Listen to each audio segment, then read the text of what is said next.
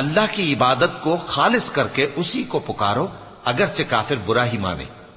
वो मालिक दराजात आली और साहिब अर्श है। अपने बंदों में से जिसको चाहता है अपने हुक्म से वही भेजता है, ताकि मुलाकात के दिन से डराए।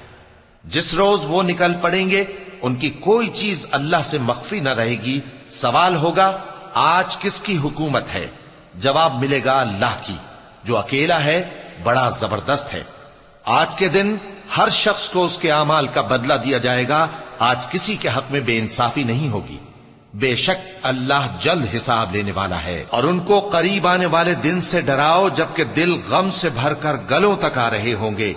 जालिमों का कोई दोस्त नहीं होगा और न कोई सिफारिशी जिसकी बात कबूल की जाए।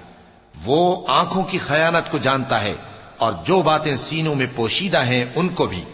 और अल्लाह सच्चाई के साथ फैसला